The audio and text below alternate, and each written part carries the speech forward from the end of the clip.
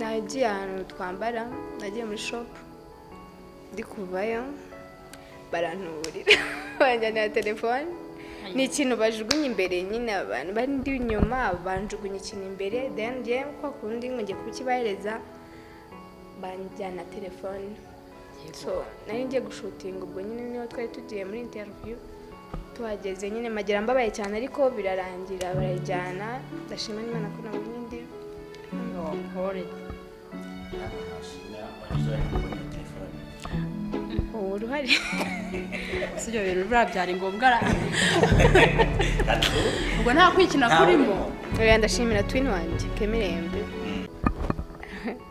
wowe ntago ariho nani twagiye ubona ari uruhe ruhari abana b'abakobwa dufite hano gituma bakurura abagabo gatingo zabo kuko akenshi usanga bavuga ngo umukobwa yafashwe ku ngufu umukobwa yararutse abyo twita undi mugabo byagenze iki kintu gituma abana b'abakobwa bari kuraba abagabo babandi batsinda njye cyambere naheraho ni umugabo wese wabyishyizemo ko byamubaho naho mu gihe wa expectinga ko umugabo atunze ibya mirenge wagera ukabibura oya njye ntago ari ukomeze umeze ute njye ntago nkunda umuntu kubera ko afite ibintu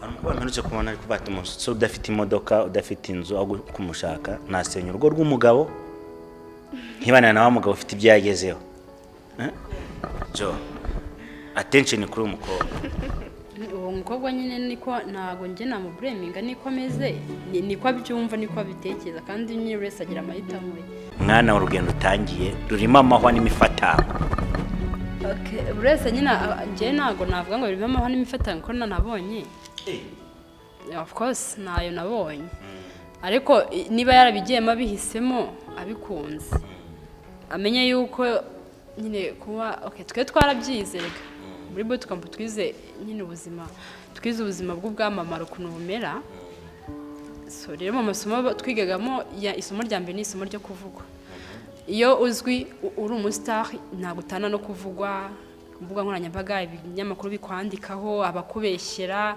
abaguserereza ibintu nk'ibyo ngibyo so rero nk'umuntu nyine wamaze yenda igihe se yamaze kumenyekana afite izina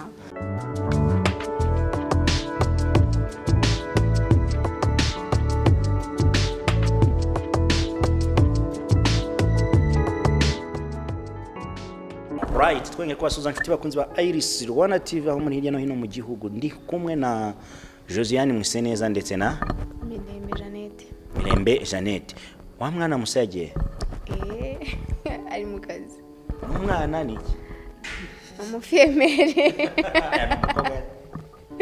yes John bimeze neza uyu kubona harakavuga gatamanitse kukwereka gato cyane ubona hari KEMIREMBE na MIREMBE hamwe abantu na MIREMBE ubona rubi shakeka bari kumwe ari babiri ntago nabimenya pe ariko bose nabonaga babivuga njya ko nabonye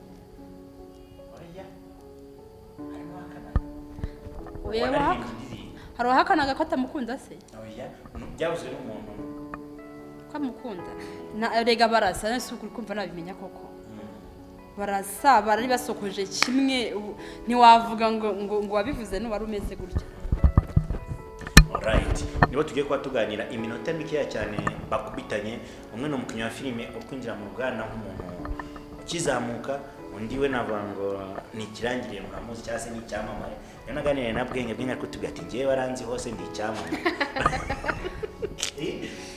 wow barabasana Josiane rero cyane nanjye ndi cyamamare ibyo ngibyo ntabyo ntabwo njya mbitinda ntabyo bitinda cyakoze ni ibyamamare byose na debene byakanye ngo abantu bamwita umwami byo kuzana kumwita umwami nyine ngo niko byumva rega afite impamvu nanjye ndamwumva impamvu babihakana gusa kuvuga ngo umuntu ari icyamamare akajyaho akabigenda ndumva ntacyo byamugezaho njyewe umukobwa aranyegereye KEMIREMBE MIREMBE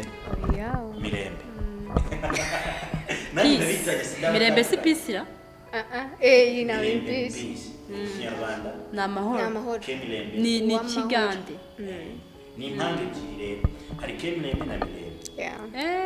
Okay, niyo mpamvu wari ubitiranije. Uyu nguyu yasize mu impanga ye, yasize KEMIREMBE. Yego. KEMIREMBE. Tugiye kwa tuganira na MIREMBE. Ubu ngubu yari afite ibisuko mu gitondo abikora kwanga amaze kumva ko ari bwo na Josiane. Nese yabisutse ryari birakomera nanjye namubonye ameze ati. Ndayivuze. Ushyize hanze. Ndayivuze. It's fine ntacyo. Byagenze gute bwa ngo? Ibisuko bimaze 1 week I think. Yambye ndabona tutameze neza. Harya si gutya bari bameze? Mu kiganiro cy'ubushize. Muri bari video ya kuririmba. kabiri. Okay. Ariko yahise ajya gusukisha.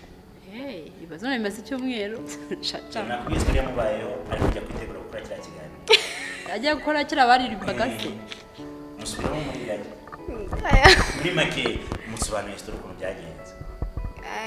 Nagiye ahantu twambara, nagiye muri shop ndi kuvayo baranturira banjyanira telefone. Ni ikintu bajugunye imbere nyine abantu bandi inyuma banjugunye ikintu imbere then je kwa kurundi ngiye kukibahereza banjyana telefone. So nari ngiye gushutinga ubwo nyine niho twari tugiye muri interview tuhageze nyine magira mbabaye cyane ariko birarangira barajyana ndashima n'Imana ko nabonye ndi Ngokore. uruhari Sibyo bintu birabyara ngombwa. Ubwo nta kwikina kurimo. oya ndashimira twin wanjye KEMIREMBE. Yakoze akazi gakomeye. Nicyo kintu nashaka. Nangize ngo hari umuntu uri imbere hano uri ushaka ko bamushimira ariko nta nujemo. oya nawe Abo batubuzi rero basanzwe bariho bakagujugunya igitambaro imbere bakavuga ngo dore ataye amafaranga. Uri inyuma ye akakubwira ati gitoraguye uzane tugende kugabana. Wagerayo bakakunika Uyabona se koko kuyabona? oya ubona igitambaro gifunitse akamuswara. Baka ngo harimo imbere mu Hari mafaranga. udukayi bitaga udukarne. Yego. Baragafata bo bakakazinga then gifite igifuniko kijya gusa nk'amafaranga. Inote. Icyo rero bashyira kuri kariya kantu ukabona ko ari amafaranga neza. Jambo ya 2014 ndi Kampala umuntu ati igipapuro hasi aravuga ngo mtoto wa Kigali ngwana tupa mapesa. Nanjye ndavanye ndagifata ngo tujye kugabana. Ndamukurikiye. Nurira moto nabo barayuri. Tigeze imbere gato y'umutima uramuma. Murambuti ja navuye kuri moto niruka ko twicaye turi babiri. Nta kintu bakujyanye wowe. Wapi nta kintu. Wari ugiye kugira yutese. Ngo batatwara. Barakubwira ngo mujye kugabana. Kandi atari amafaranga. Wapfuye kuri moto uri kujya kugabana? Nagiye kuri moto ngiye kugira ngo tugabane. Akomana nyagasani we nakumiro none. Tukaba twigishije abantu kugira ngo batazabatuburira ejo bakabatwara utwanya ni telefone waba bashaka n'amafaranga ufite. Hari ubwo bakubwira ngo ayo mafaranga ufite ngo zana tuyashire muri envelope ngo imbere hari imodoka ngo ngiri gusaka abantu ngo bakabamura amafaranga ngo abantu bafite amafaranga y'amakora. Yes, nk'abakinnyi ba filime nk'abantu mukunda gukurikirana social media hari aka video kamaze iminsi ka Fabrice gato ngira ngo ntereho kari gutraining akavuga ngo nashinga company yo kujya nkubita abakobwa ngo bambaye iyo bita nta mwabizi Ntabwo ngenda ahura nayo kabisa. ntabwo arahura nayo ivuga ngo bambaye utuntu tugufi siko Josiane njyamo natambara utuntu tugufi ubona mutima nta rubanza ugira wambaye utuntu tugufi. Njye ikintu iyo ngikunze nta muntu njajinga ngikora ku bwanjye. So ibintu rero ntago nkora kubera ko umuntu yambwiye. Njye nkora ibyo nshatse ibindi mo kubera ko mba nzi n'impamvu nabyambaye. Ntago ngendera ku bantu nkora ibyanjye nyine nkanje ubwanjye. Abo ngabo rero I don't care nta kibazo ntago nabitaho. Ntabwo babitaho. Ni byose koko birakwiye. Byumva ute? Reka ndumva sinzi ubwo Fabrice harya. Fabrice ne wabidufasha. Niwe wadufasha kumenya impamvu nyine yabyo niwe wabitekerejeho arabivuga tu. Njye nanjye babajije icyo kibazo ndaza kwereka gato ka Fabrice ubundi bakunda kuvuga ngo igitsina gabo gikururwa n'imyambarire y'urubyiruko. Niyo topic nashatse ko tugarukaho nk'abantu b'abajeni mushaka kugira abagenzi banyu inama, ndashaka kumwe aba opposé y'undi. Ese ko kabana b'abakobwa dufite hano bagira uruhare mu gukurura abagabo?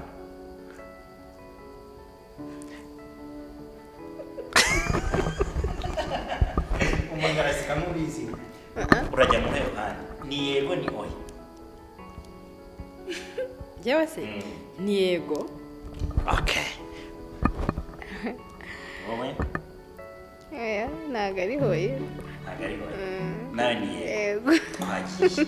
Ubona ruruhego hari abana b'abakobwa dufite hano gituma bakurura abagabo bagati ingo zabo, kuko akenshi usanga bavuga ngo umukobwa yafashwe ku ngufu, umukobwa yararutse ngo atwite undi mugabo. Byagenze gute gituma abana b'abakobwa bari kuraba abagabo babandi batsinda? Njye cyambere naheraho ni umugabo wese wabyishyizemo ko byamubaho. So reka nihereho gutya nambaye, nshobora guhura n'umuntu ntabyiteho, ukabona nta kintu bimubwiye kuba nambaye gutya akigendera, ariko wa wundi n'ubundi birimo ufite irari, reka mbivuge ko ufite irari ntabwo bizabura, ntabwo byabura ko wenda ashobora kwifuza umuntu w'abandi cyangwa kwifuza igitsina gore. Yabiterwa rero n'ukuntu umuntu yiyumva. Yiyumva gute? None se mwebwe hari ubyo mu makuru amwe mushakamo amafaranga, ugasanga umukobwa atunze iPhone 14 cyangwa 15 adafite akazi? Yego hano umuntu ufite akazi hejuru mu 300 yo kugura iPhone yaramunaniye. Jo, muri Kigali bimaze gute? Siko byafashe indi ntera. Ibyo gutwara abagabo se cyangwa byo gukura abagabo? Ibyo ngibyo ntabwo nyine nabona icyo mbisubiza. None se niko abagabo bameze? Abagabo ubuzima baremye mu buryo bwo kwifuza abakobwa. Ntabwo nzi impamvu rero niko Imana yabaremye tu. Imana yabaremye. Yego.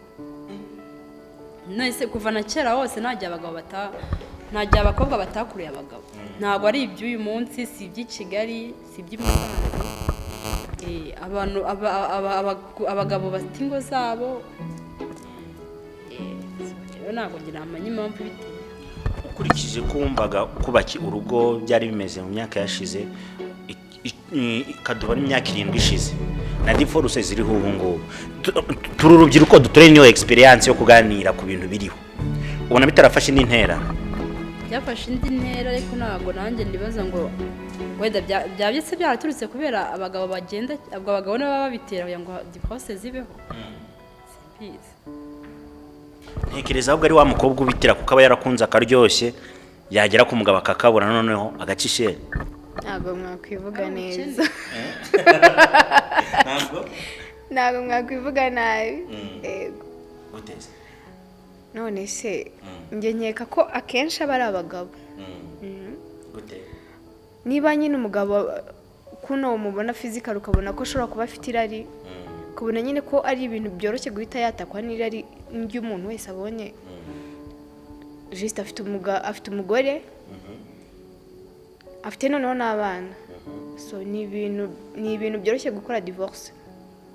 Ntabwo uzatangeye iwanjye just utashye saa 8 naguvuye mu kazi, ntabwo nzi impamvu 2-3 ngo nkomeze nyine mbiceceke. So hataje mu bwumvikane ubwo haraba divorce. Naho mu gihe we expecting ko umugabo atunze ibya mirenge wagera ukabibura? Oya, njye ntabwo ari ukomeze.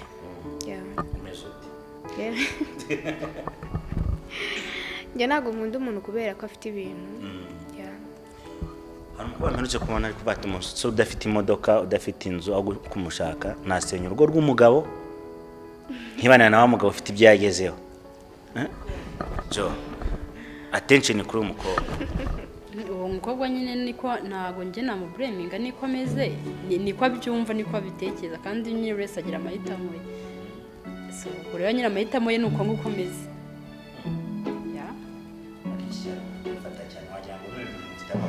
Ntabwo ari amakuru make, niko nese niba ariko biyabihisemo wabikora iki? Ukabitamo mucyo tubikende. ndega buri wese agira amahitamo yawe ku mugabo wagusanze afite amafaranga yaba yafite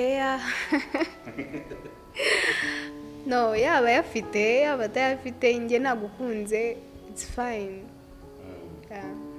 Ariko hari n'ikindi kintu nzi, hari igihe wowe muri wowe uvuga ati bitewe n'ubuzima nakuriyemo ntabwo ngiye kubabara, ngiye kwibeshaho, nshatse umugabo iwacu nari meze neza, nari mbayeho neza, ngezeyo biranze, wapi ntago byakunda. Ariko nyine niba iwanyu warakuze nyine warisanishije n'ubuzima bwose, urumva ko nyine gukunda ibintu ku muntu ntago ari ibintu bizapfa kuza mu mutwe, ahubwo wowe uzagenda ugiye kubaka urugo apana ibintu. Bibiliya iravuga ngo umuntu wese yabonye ikintu cyiza imbere ye agerageza guhindura amarangamutima kugira ngo abashe kugifata, kandi mu byiza duharanira n'amafaranga buriya ni meza. Niko tuzabona amafaranga imbere yawe n'umugabo, ni ibintu bibiri bigendana, uzahitamo iki?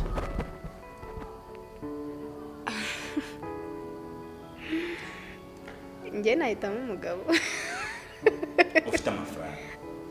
Hari umugabo ufite amafaranga, hari n'umusore udafite amafaranga, uzahitamo uwo nakunze. Jowe ntabwo nakimubaza kuko bimaze iminsi uri kumuvuga umukunze, twaba tugiye kumuvugaho byinshi. Joka twisimbukire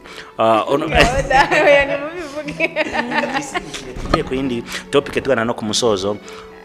Nk'umwe mu bantu bafite experience yo guhura n'abantu benshi mu rugana rwa showbiz, hari inama wagira umwana uko kubyinjiramo bushyashya, ni mushya muri showbiz, hari inama wamugira mbere y'akantu kavuga ati mwana urugendo utangiye rurimo amahwa n'imifatango? buri wese nyine njye ntabwo navuga ngo birimo amahwa n'imifatango ko nabonye, of course nayo nabonye, ariko niba yarabigiyemo abihisemo abikunze, amenye yuko nyine kuba twe twarabyizega muri bootcamp, twize nyine ubuzima bw'ubwamamare ukuntu bumera. So rero mu masomo twigagamo isomo rya mbere ni isomo ryo kuvugwa. Iyo uzwi uri umustar ntabwo utana no kuvugwa, mbuga nkoranyambaga, ibinyamakuru bikwandikaho, abakubeshyera, abaguserereza, ibintu nk'ibyo ngibyo. So rero nk'umuntu nyine wamaze yenda igihe se yamaze kumenyekana, afite izina, ntabwo ari ibintu byiza namugira inama ngo nabona nk'ikinyamakuru cyamwanditse inkuru atishimiye ajyeho n'ayisubizanye nayo basubizanye ngo bambeshye ngo no, nyine niba bari nabeshya bareke babyandike, niba bikubabaje bireke. Ntago nyine umusitari ntago abeshwaho no kujya guhinyuza, ntago ahangana. Rero igihe nyine uri umusitari uzwi muri ino industry, uba wiyemeje kuzajya uvugwa. Ntago rero bikwiye kubona umusitari wababajwe nuko bamwanditseho, bamuvuzeho, bamukoze article mbi. No, uri umwe mu bantu bifuza guhana na Josiane, murahuye, uriyumva gute mu mutima? Ni byiza cyane kuri mubwira Josiane, njyewe undi iyo mpuye n'umuntu biri mu bitekerezo byanjye bihita bima self confidence, uvuga ushobora kuba ibyo ndi gukora ari byiza, n'abandi batari njye muzahura. Ndabikunze, ndanabishima, ndanabisaba, ndanishimye, ndanagushimira cyane. Ndabona ko ibintu ndimo bikunda uhaje kabisa. Filime yanyu turayitegereje mu byumweru bibiri biri imbere nk'uko mwabiduteguje, ariko kandi tunabifuriza gukomeza gutera imbere. Imana ibaha no kubisengera, ikintu cyose no kugisengera, ugasaba Imana ikakiguheramwe umugisha, kuko ikintu kitari mu Imana nta kintu kugera. Warubizi? Ndabizi. Yes. Turi kuri Centre Pastoral Notre Dame de Fatima, ni hamwe mu hantu heza cyane i Musanze ushobora kugana. Bafite amasare aberamo ubukwe, bafite jardin nziza ziberamo ubukwe, bafite restaurant na bare, bafite buri kimwe cyose n'amarumu, kuva ku 10,000 kugeza kuri 100 na miliyoni barabifite. Mubagane ubundi ibintu byose bigende neza. Josiane ahita biseka, hano hantu harahenze. Ikintu kizegeje ni 100 na miliyoni. Hano bashobora hari ahantu muretse kubona icyuma cya presidentiel, icyuma cya kera famille nini cyane. bazaze hano birimo byo nanjye ndahazi urahazi cyane. Okay, ndashaka gusoza uramumbariza ibibazo 2 cyangwa 3.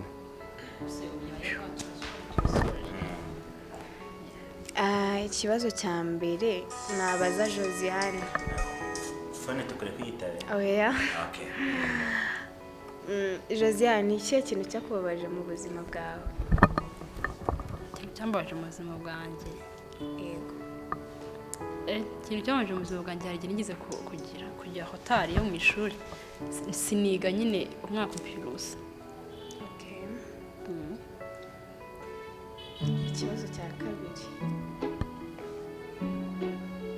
Ni iki kigutera courage cyangwa kiguha imbaraga kugira ngo ibintu byawe nyine byamamare cyangwa ubashe gukundwa kuri level? Cyaza ko gikomera.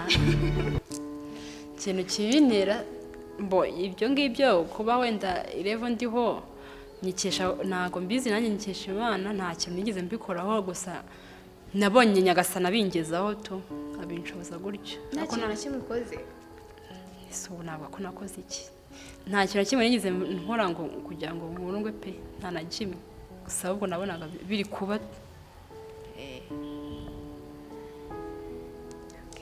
Mwakoze kubana natwe, kora subscribe, like, share na comment kuri Iris Rwanda TV. Uswe na imbuga za nkoranyambaga za mwise neza Josiane arizo Instagram, Facebook ndetse na YouTube. Instagram buri yose ifite izina ryayo. Instagram ni Josiane mwise neza official. Hanyuma Facebook ni Josiane Jojo. YouTube ni Josi official. Mwakobwa TikTok yananiye. Josiane kuri TikTok naho ndahakore nuko nyine uramutse hasu ubwo mvuze ibiri active. TikTok ntabwo ikora cyane, nta kintu wabonaho. Nta update, ariko izo zindi na nimvuze zo zigira update. Okay. Instagram Yego ndayifite. bayigira abantu. Bayita cyangwa password tihini. Ndayifite. Nitwa Mirembe Janet. Mirembe? Yeah. Janet witanwa na mudamu wa President Paul Kagame, mudamu wa Kenya, mudamu wa President Ghana, mudamu wumvise Ubwo nzawe. Sireti kwasi. ubwo arakanu kaducitse ubwo Oya. Kaducitse twakumvisha umuntu utakumvisha ubwo ikibazo. bashimiye cyane, amahoro Imana akomeza kubana namwe muri mwaka dutangiye. Muzabere ishya n'ihirwe, muzaronkemo abantu babagabira inka mu miryango y'iwanyu. twese namwe.